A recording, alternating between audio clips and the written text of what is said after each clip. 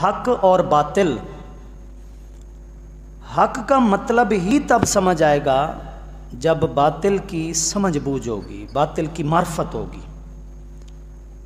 जो बातिल के रुख को नहीं जानता, जो बातिल की दो रंगी को नहीं जानता, वो कभी भी बातिल का शिकार हो सकता है, क्योंकि उसे बातिल का पता ही नहीं है। अंधेरे को वही समझता है जो सवेरे को समझता हो। जिसे रोशनी का पता नहीं है, जिसे नूर का पता नहीं है, उसे जुल्मत और तारीकी का भी नहीं पता चल सकता। जिसे बातिल का नहीं है पता, वो कभी हक को भी खुलम खुला नहीं समझ सकता। इकबाल ने कहा था, बातिल दुई पसंद है, हक ला शरीक है। म्याने शिरकते हक को बातिल ना कर कबूल, कि जो हक होता है वो हमेशा ला शरीक होता है। उसकी एक तस्वीर होती है, उसका एक रुख होता है, उसका एक रंग होता है। और जो बातिल होता है वो हमेशा रंग बदलता रहता है।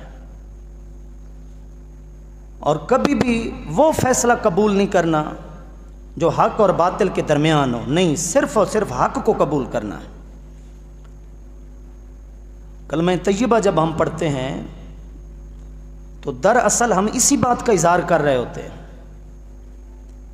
कि ए मालिक, हम सिर्फ तुझे माबूद हकीकी नहीं मानते कि तू माबूद बरहक है, हम सिर्फ इतना नहीं मानते, हम सिर्फ इतना अकीदा नहीं रखते, बल्कि हमारे अकीदे में, हमारे मानने में ये बात भी शामिल है कि जो तेरे मुकाबले में आएगा, जो तेरे जैसा बनने की कोशिश करेगा, जो कहेगा कि मैं भी इबादत के लायक हूँ, हम उसका बाइकाट भी करते हैं, हम उसकी सबसे पहले नफ़ी करते हैं। इकरार बाद में, नफ़ी पहले। इस अहमियत को समझे, ला इलाहा इल्लल्लाह, पहले नफ़ी फिर इस बात। क्या मतलब? कि सबसे पहले बराअत का ऐलान करो, बरीओ ज़िम्मा हो जाओ और कहो कि जो अल्लाह के सिवा दीगर माबूद हैं, अपने आप को माबूद समझते हैं या लोग उनको समझते हैं, सबसे पहले उनसे बरी हो जाओ और कहो कि उनको हम नहीं मानते। जब तुमने ऐलान कर लिया कि माबूदान बातिला को हम नहीं मानते, अब बोलो इल्लल्लाह, कि हम सिर्फ और सिर्फ एक माबूद बरहक को मानते हैं। तो पता चला हक वाज़े ही तब होता है जब हक के मुकाबले में जो बातिल है उसको समझ लिया जाए और उसकी नफ़ी कर दी जाए, तब हक का इकरार होता है। तो हम सिर्फ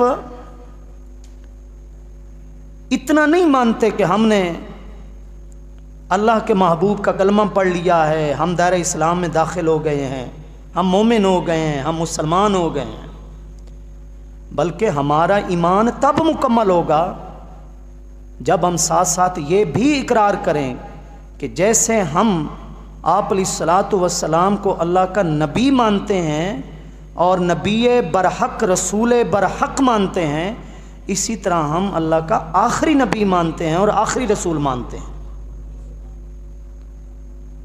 जैसे हमारा ये ईमान है कि आप अल्लाह के अजीम महबूब हैं, अजीम नबी हैं, तमाम पैगंबरों में सबसे ज़्यादा इज़्ज़त व अज़मत के हामिल हैं, हमारा ये भी ईमान है कि अब क़यामत तक के लिए आने वाली नस्लों में आप अलैहिस्सलातु वस्सलाम के बाद किसी भी सूरत में, किसी भी रंग में, किसी भी तावील के साथ, किसी भी बहाने के साथ कोई और नबी, कोई और रसूल आ ही नहीं सकता। आना तो दूर की बात, हम इस तसव्वुर को भी अजीम जुर्म समझते हैं अल्लाह के नबी के आने की, कि अल्लाह के नबी के बाद कोई और अल्लाह का नबी बनकर आए। सिर्फ हम इसकी नफ़ी नहीं कर रहे, हम इस ख्याल को, हम इस तसव्वुर को कि आ सकता है, ये सोचने को भी जुर्म समझते हैं। इसी वजह से इमाम आज़म अबू हनीफ़ा रहमतुल्लाह ताला अलैह ने इस मसले में बड़ी गहराई में जाकर फतवा दिया था, बड़ी अंदर की बात की, बड़ी ईमान को संभालने वाली बात की, हिफाजत ईमान की बात की। उन्होंने कहा अगर कोई उठकर खड़ा हो जाए और वो कहे कि मैं नबी हूं, सिर्फ ये नहीं है कि उसको मानना नहीं है, बल्कि उससे ये कहना कि तू दलील तो पेश कर कि तू अल्लाह का नबी है। तू जो कह रहा है मैं अल्लाह का नबी हूँ, तो फिर अपनी दलील बता। ये दलील तलब करना भी उससे कुफ्र है। दलील किस चीज़ की तलब की जाती है? मतलब मैं मान लेता हूँ अगर तू दलील दे ले। यहाँ तो मानने का सवाल ही पैदा नहीं होता, तो दलील किस चीज़ की मांगी जा रही है? ऐसे शख्स से दलील मांगना भी सबसे बड़ा और आखिरी दर्जे का जुर्म यानी कुफ्र है। तो ये मामला, ये मसला ख़त्म नबूवत इतना नाजुक है, इतना हसास है कि शायद हमें इसका एहसास नहीं है। मैं उस वक्त हैरान हुआ, आज से कुछ साल पहले की बात है। मैं कराची में ज़ेर तालीम था, मैं यहाँ आया हुआ था। एक अच्छा खासा पढ़ा लिखा आदमी, जो यूँ समझें दुनियावी तालीम के साथ साथ मीडिया से भी वाबस्ता था, अच्छा खासा पढ़ा लिखा, दुनियावी समझ बूझ रखने वाला मुहज़्ज़ब आदमी, जब उसने मेरे से सवाल किया कि यार ये कादियानी कौन है, ये क्या मसला पाकिस्तान के अंदर शुरू हुआ है कादियानियों का, ये कादियानियों का मामला क्या है, ये कादियानी कौन है अकमल साहब? ये उसका सवाल हमारे जहन में कई सवालात को जन्म दे गया कि बहसीयत मुसलमान हमें सोचना है कि हम अपने शरीकों से वाकिफ़ हैं, और जो रिश्तेदारों को शरीक समझते हैं, यार ऐसा बात करो शरीक सुन लेंगे। हम अपने शरीकों से अच्छे तरीके से वाकिफ़ हैं, हम अपने कारोबार के हासिदीन से भी वाकिफ़ हैं कि हमारे कारोबार से चिढ़ किसको है। लेकिन अगर हम वाकिफ़ नहीं हैं तो अल्लाह के नबी के दुश्मनों से वाकिफ़ नहीं है। ये कितनी बड़ी बेहिस्सी है, कितना हमारे अंदर ये नक्स है, ये ऐब है कि हमें पता भी ना हो कि मसला ख़त्म नबूवत के ऊपर जिन्होंने डाका मारा वो हैं कौन।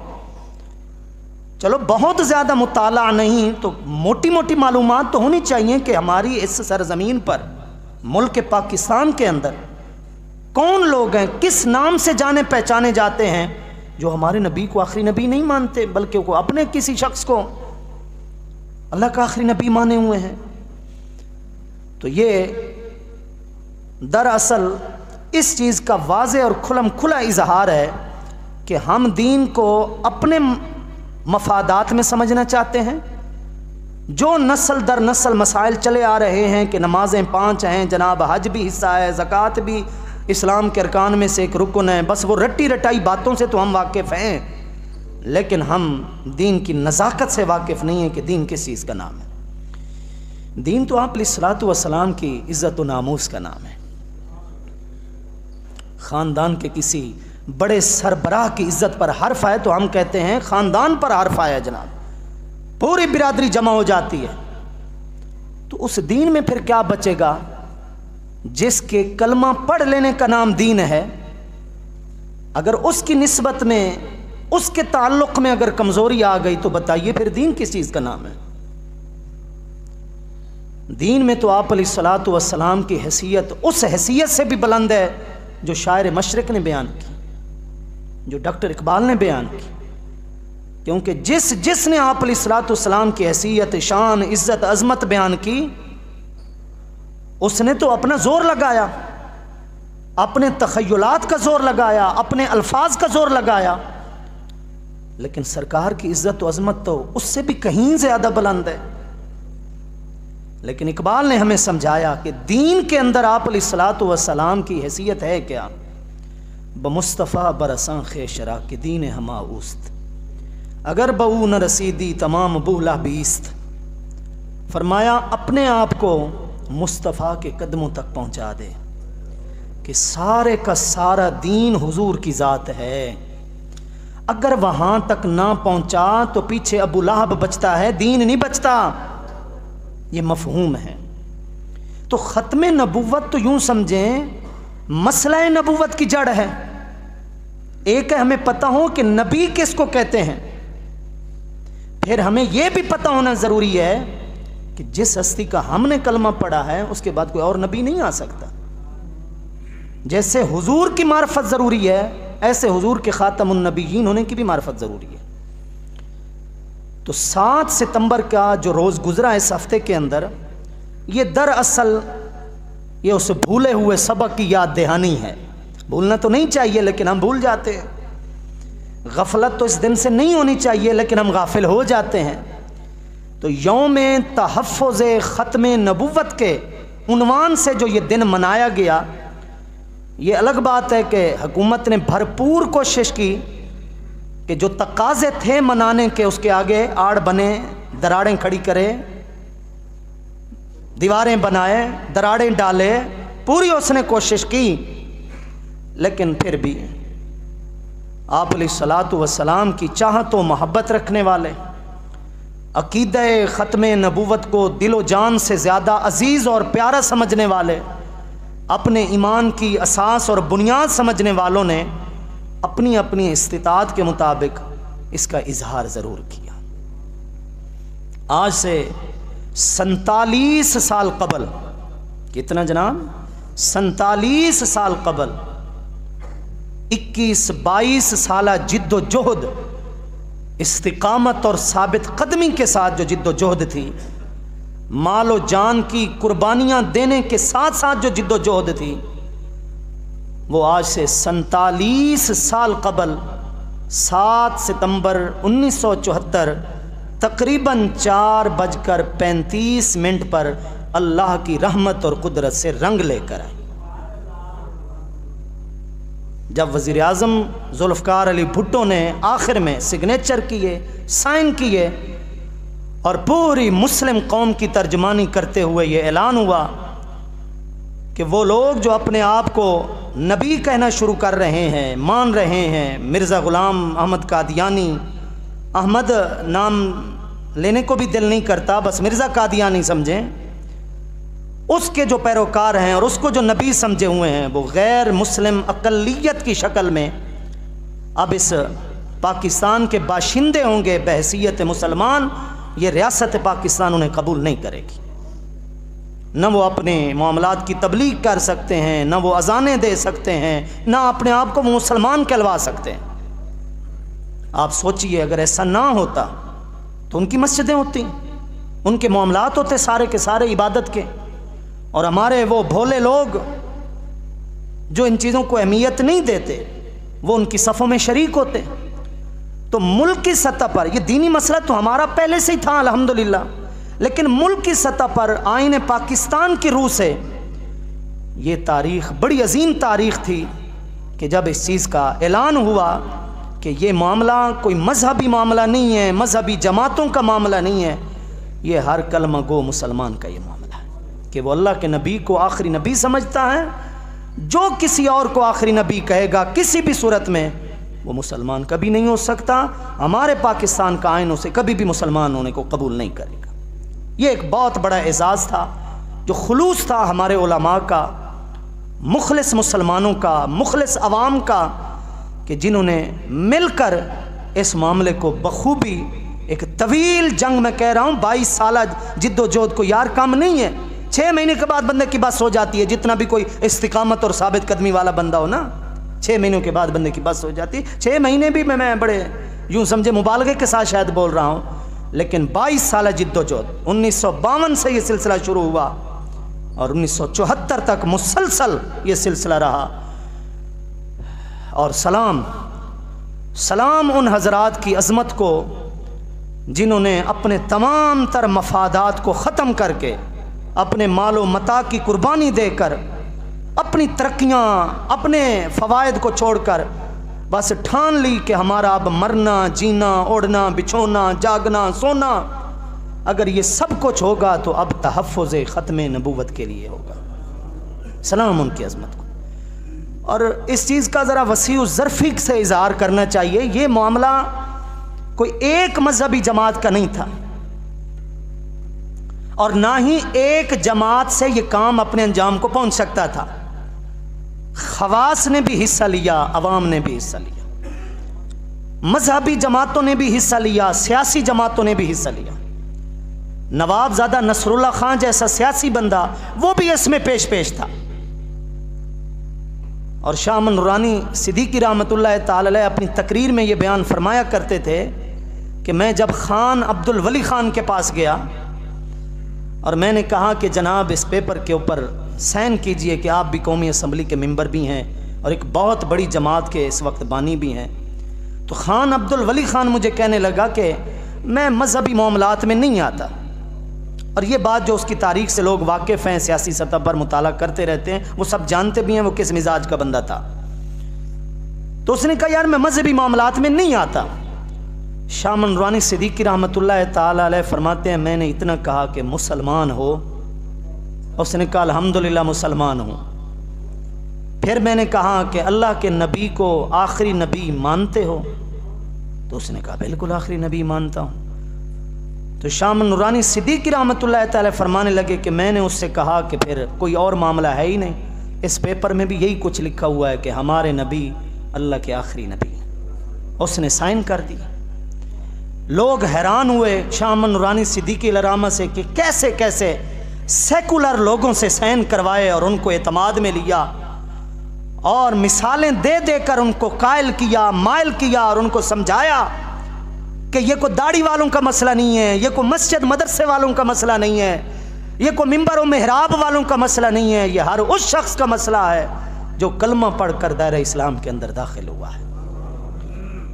और ये पैगाम पहुंचाने के लिए शाह नूरानी सिद्दीकी रहमतुल्लाह ताला अलैह, जिनके विसाल को यूं समझिए 18 बरस बीत गए, लेकिन आज भी उनकी ये कोशिश और काविश जिंदा है। सिर्फ पंजाब के अंदर, सिर्फ पंजाब की सरजमीन के ऊपर 40,000 मील का सफ़र किया शाह नूरानी सिद्दीकी रहमतुल्लाह ताला। गाँव और देहातों के वो लोग जिन्हें सिर्फ कुल हुवल्लाहु अहद आती थी, जो बड़ी मुश्किल से टूटे फूटे अल्फाज से कलमा तैयबा पढ़ लेते थे, उनकी रगों में भी इस मसला ख़त्म नबूवत को रासिख किया कि जिस हस्ती के हुक्म पर ये कुल हुवल्लाहु अहद पढ़ते हो ना, और जिस हस्ती का कलमा पढ़ते हो, उसका ये मसला है।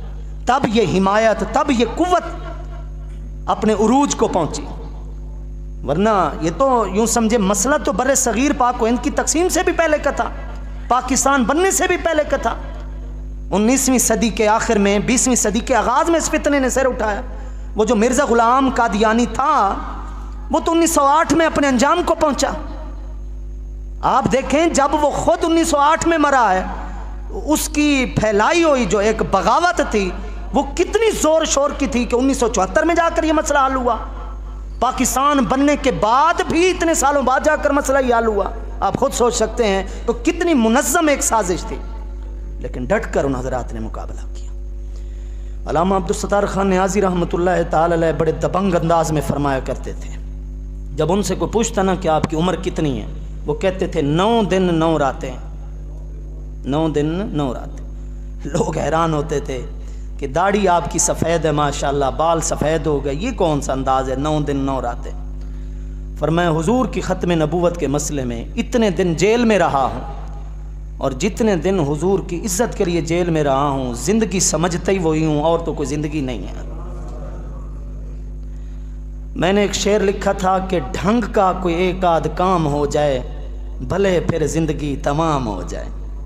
अगर हम समझ जाएं तो दीन का कोई एक सुथरा हमसे काम ले लिया जाए और ज़िंदगी फिर ख़त्म भी हो जाए तो इंसान मर कर भी नहीं मरता। ये वही लोग हैं जिनकी हम मिसालें दे रहे हैं। इतना बड़ा वो काम कर गए और वो काम आज भी उनको ज़िंदा किए हुए है।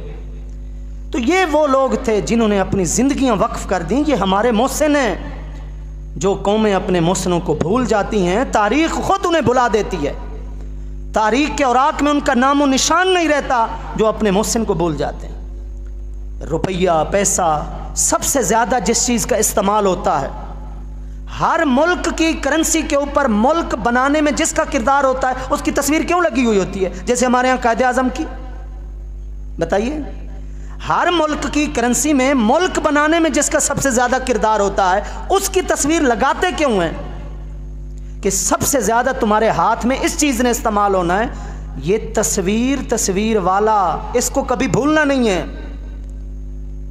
ये तो दुनियादारी की मैं बात कर रहा हूँ, ये तो मैं माल और ज़र की बात कर रहा हूँ। तो मोहसिन को जो भूल जाए, जिसने दीन के अंदर एहसान किया हो, वो तो इंसान कहलाने का हकदार नहीं है जो अपने ऊपर एहसान करने वालों को भूल जाए। तो तो 7 सितंबर की तारीख सिर्फ आप अलैहिस्सलातु वस्सलाम के अकीदे ख़त्म नबुव्वत के हवाले से नहीं है।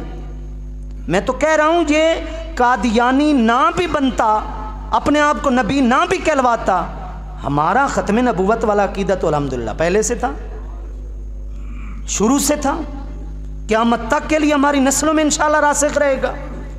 बात यह हो रही है कि ये तारीख़ जैसे हमें इस मामले में संजीदा करती है, वैसे कुछ ऐसी हस्तियों से भी हमें आशना करती है जिन्होंने अपनी ज़िंदगियां इस मसले के लिए वक्फ कर रखी थी। तो ये हमारी जिम्मेदारी है, इस मसले की हसासियत को समझने की कोशिश करें।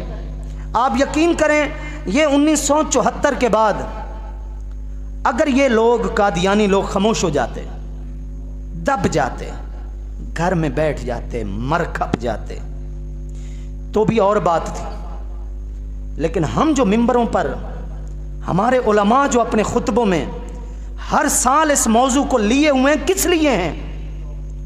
कि वो लोग बैठे नहीं हैं, वो लोग हमारी तरह गफलत की चादर तान कर सोए हुए नहीं हैं। आपको अंदाज़ा ही नहीं है किस किस महाज से खड़े होकर वो अपने मिशन को लेकर चल रहे हैं। आप जदीद तहकीक पढ़ें, आप हैरान हो जाएंगे।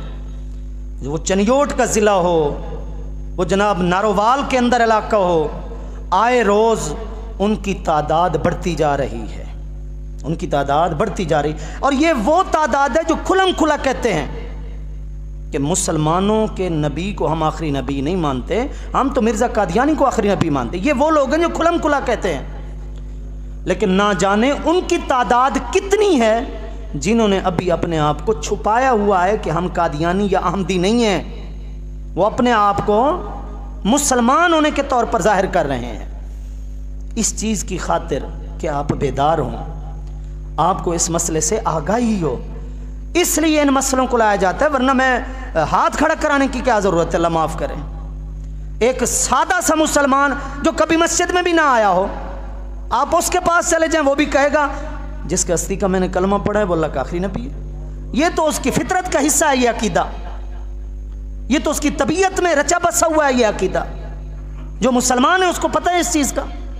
लेकिन असल बात समझाने की ये है, दुश्मन के वार से हमेशा खुद को आगाह कीजिए कि दुश्मन किस किस अंदाज में वार करता रहता है। अगर हम दुनियावी मामलात में इतने संजीदा हैं तो आप अलैहिस्सलाम की इज़्ज़त व नामूस के मामले में हम क्यों नहीं है संजीदा? 4 टक्कों की खातिर लोगों को पता ही नहीं चलता, वो ज़मीन की रकम और उसका रेट इतना बढ़ा देते हैं कि लोग अपनी ज़मीन उनको दे देते हैं, उनको पता ही नहीं चलता ख़रीदार कौन है।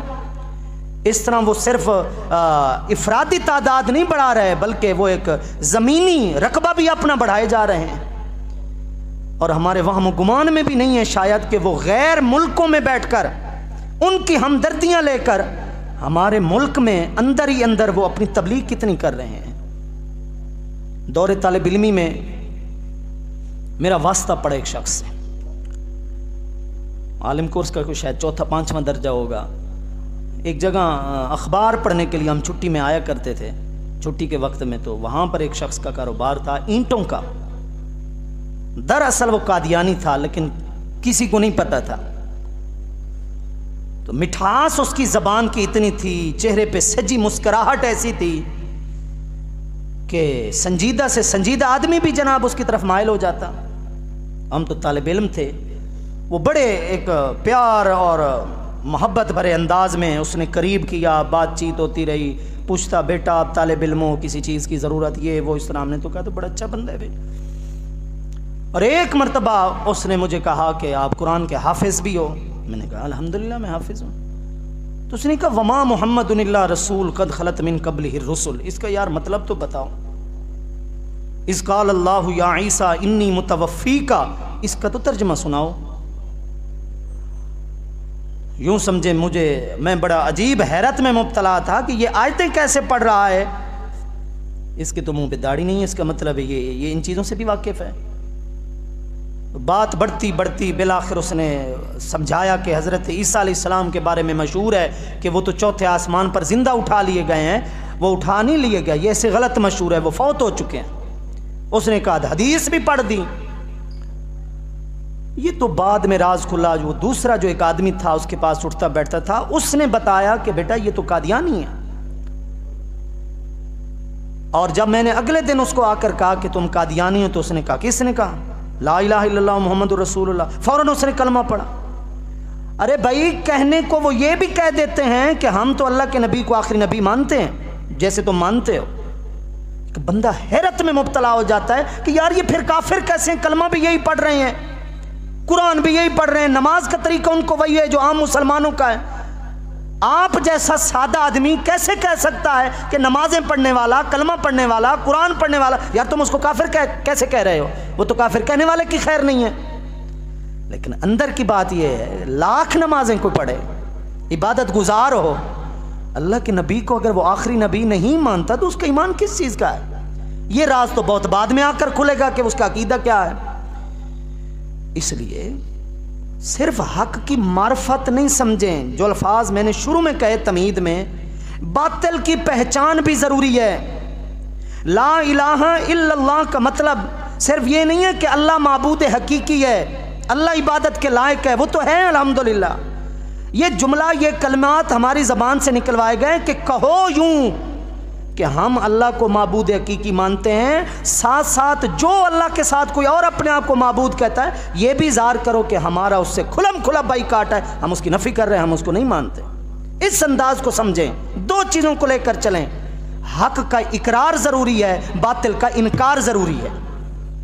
अल्लाह के नबी को मानना भी ज़रूरी है और उसको ना मानना ज़रूरी है जो अल्लाह के नबी को आखिरी नबी नहीं मानता। इस बात को ज़रा समझने की कोशिश करें। यह है वो बुज़ुर्गों की एक मेहनत का हासिल, जो यूँ समझें इतना अरसा जिद्दोजहद हुई और उसके बाद ये मामला समझ लोगों को आया। और जैसे मैंने कहा कि इसमें बहुत सारे लोग शामिल थे, लेकिन अल्हम्दुलिल्लाह हमारी ये खुशनसीबी है कि क़यादत की अहम जिम्मेदारियाँ उलमाए अहले सुन्नत व जमात ही को नसीब हुई। जून की आखिरी तारीख 1974, 30 जून 1974 को कौमी असम्बली के प्लेटफार्म पर सबसे पहले करारदाद पेश करने वाले शाह अमन नूरानी सिद्दीकी रहमतुल्लाह तआला अलैह थे। कादियानियों की तरफ से नुमाइंदा को 180 सवालों के जवाबों में शिकस्त देने वाले शाह अमन नूरानी सिद्दीकी रहमतुल्लाह तआला अलैह थे। अप्रैल 1974 को कौमी असम्बली में इनके खिलाफ आवाज़ उठाने वाले सबसे पहले शाह अमन नूरानी सिद्दीकी रहमतुल्लाह तआला अलैह थे। दीगर जमातों के, दीगर मसलक के लोग भी शामिल थे, मैं उसका बिल्कुल इजहार कर रहा हूँ, लेकिन मैं किसी और पहलू में बात करना चाहता हूँ। हम असल में रास्ते से हट गए, अपने मकसद से हट गए। आज सोशल मीडिया पर लड़ाइयाँ हैं। कोई कहते जनाब हमारे मसलक ने मसले ख़त्म नबूवत वाली तारीख में सबसे ज़्यादा हिस्सा लिया, दूसरे उनके मुकाबले में वीडियो बनवाते जनाब हमारे मसलक के लोगों ने सबसे ज़्यादा हिस्सा लिया, कुर्बानियाँ ज़्यादा दी। ये वक्त फिर लड़ने का है क्या? और ये वक्त फिर ऐसा है कि जैसे हमारे उन बुजुर्गों ने मिलकर इस जिद्दोजहद को कामयाब किया, आज हर एक संजीदा हो जाए अपनी अपनी जगह पर, अपनी अपनी सतह पर, कि जैसे हमारे असलाफ इस जिद्दोजहद और इस मेहनत को कामयाब कर गए, हमारा इत्तेहाद, हमारा इत्तिफाक ऐसा हो कि दोबारा को कादियानी सर उठाकर अपना पर न मारे। आज तो इस चीज़ की ज़रूरत है। लड़ने का मौका तो नहीं है, ये लड़ने का वक्त तो नहीं है, लेकिन बड़े एक तरीके से मकसद से हटाकर जो है हमें यूँ समझें एक अंदरूनी तौर पर कमज़ोर कर दिया जाता है। आज फिर हम उसी चीज़ का शिकार है। ये मसला यूं समझें इतना हसास था, इतना हसास था कि जनाब हज़रत अबू बकर सिद्दीक रज़ी अल्लाह तआला अन्हु के दौर में जब एक शख्स उठा, मुसैलमा कज़्ज़ाब जिसका नाम था, उसने भी यही कहा था कि मैं अल्लाह का नबी हूँ, लेकिन उससे जंग लड़ने वाले सहाबा किराम थे, हज़रत अबू बकर सिद्दीक थे। इससे पता चला ये मामला को मौलवियों की लड़ाई का नहीं है, ये इस्लाम का मामला है, दीन का मामला है, हुजूर की ज़ात का मामला है। और आप अंदाज़ा करें, उधर से मुर्तद्दीन तो मरे मरे, वासिले जहन्नम हुए हुए, लेकिन सहाबा कराम से बढ़कर भी किसी की जान कीमती है? बताइए। आप अलैहिस्सलातु वस्सलाम के बराह रास्त तरबियत याफ्ता लोग, जमात, उनसे बढ़कर कोई कदर कीमत वाली कोई और जान हो नहीं है, लेकिन तकरीबन 1200 सहाबा कराम शहीद हुए। कितने जनाब? 1200 सहाबा कराम तकरीबन शहीद हुए। 1200 कुछ छोटी तादाद नहीं है मेरा भाई। किस लिए हुए? उससे लड़ते लड़ते जिसने कहा था कि मैं नबी हूँ। और उस अकीदा ख़त्म नबूवत का तहफ़्फ़ुज़ करते हुए फिर उनमें से सैकड़ों ऐसे अफराद थे जो कुरान के हाफिज थे। ये कुरान तो उस वक्त, ये कुरान तो इस वाक़या के बाद, इस जंग के बाद लिखा गया, वरना सीनों में था। ये जैसे आज कुरान एक जल्द की सूरत में हमारे यहाँ महफूज है, लिखा हुआ है, ये कुरान उस वक्त तक नहीं लिखा हुआ था। इस कुरान की हिफाजत सहाबा किराम के सीनों ने कर रखी थी जो हाफिज थे कुरान मजीद के। लेकिन सैकड़ों हाफिज सहाबा किराम जो है वो भी शहीद हो गए। उसके बाद सहाबा किराम मिलकर बैठे, हजरत उमर फारूक और दीगर हजरात, उन्होंने कहा इतने हुफ्फाज सहाबा शहीद हो गए हैं, अगर कोई और इस तरह का मामला हुआ जो बच्चे कुचे हाफिज है वो भी शहीद हो गए तो आने वाली नस्लें रब का कलाम कहां से पढ़ेंगी। उस वक्त हजरत अबू बकर सिद्दीक ने इजाज़त दी और सहाबा किराम की सरबराही हजरत ज़ैद बिन साबित को उस कमेटी का सबसे बड़ा मुंतज़िम आला बनाकर दीगर हजरात के साथ फिर ये कुरान मजीद लिखा गया और कुरान मजीद जल्द की सूरत में हमारे यहाँ पहुँचा और आज तक अल्हम्दुलिल्लाह महफूज है। फिर हज़रत उस्मान गनी रज़ी अल्लाह तआला ने तमाम सूबों में इसकी कापियाँ करवा कर भिजवाया और एक ही वो किरात और रिवायत जो है जो हमारे यहाँ लिखा हुआ है उसके ऊपर सब कुछ जमा किया। तो ये मसला ख़त्म नबूवत ही तो था जिसकी वजह से यूँ समझे इस तरह के भी काम हुए। और वो सहाबा किराम जो ग़ज़वा बदर में शरीक हुए थे, बदरी सहाबा जिनको बोला जाता था, उनको जंग में नहीं भेजा जाता था उनके एजाज़ की वजह से, उनके एहतराम की वजह से।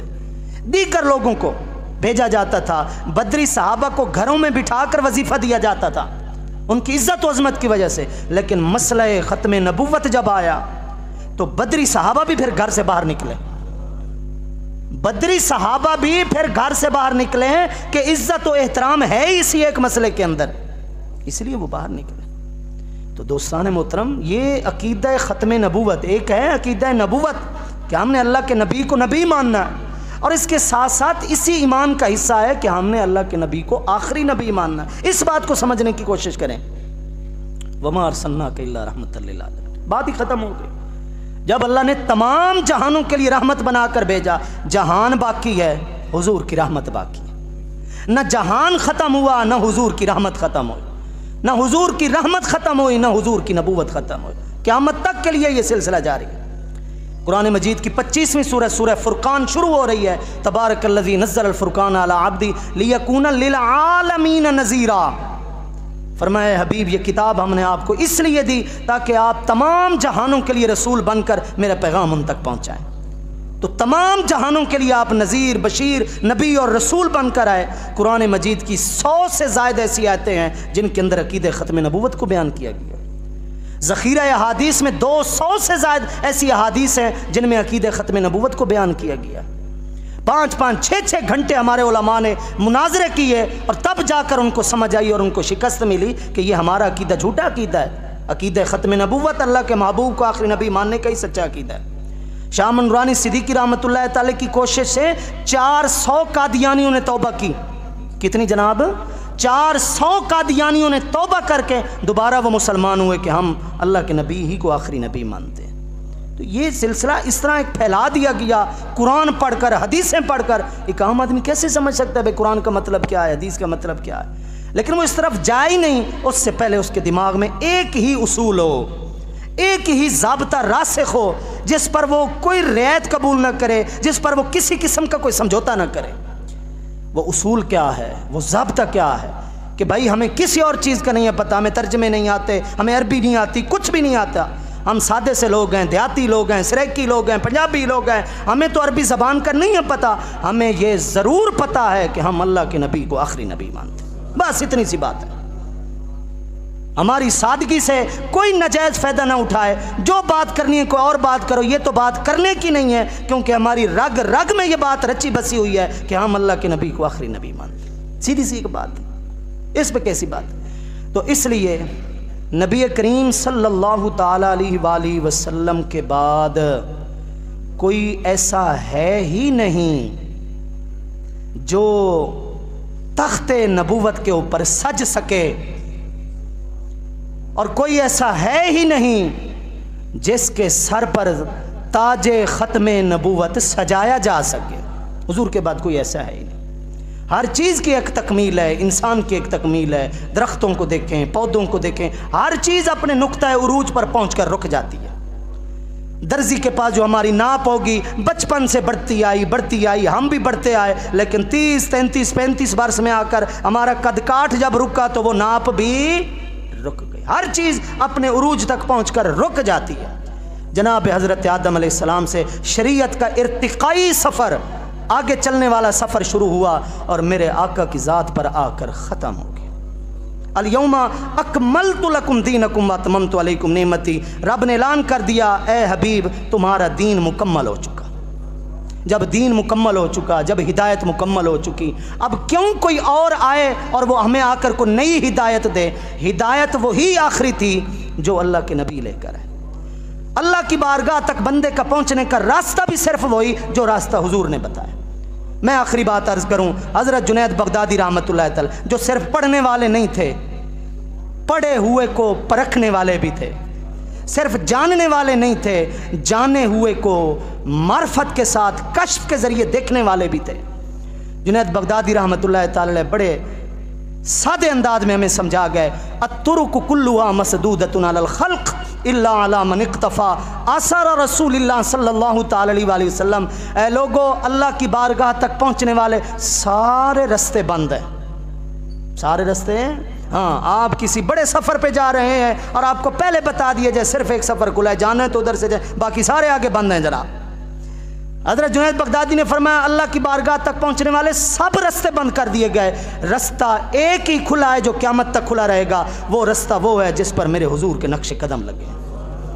अब अल्लाह की बारगाह तक पहुँचने का रास्ता सिर्फ वही हिदायत वाला है जो हिदायत हुजूर लेकर, हुजूर की लाई हुई शरीयत, आखिरी शरीयत, हुजूर के ऊपर नाज़िल होने वाली वही, आखिरी वही, सरकार के ऊपर नाज़िल होने वाली हिदायत, आखिरी हिदायत, सरकार पर नाज़िल होने वाली किताब कुरान मजीद, आखिरी कलाम इलाही, आखिरी किताब है। ये समझ अल्लाह ताला हमें इसी अकीदे में जीने मरने की तौफीक बख्शे। आप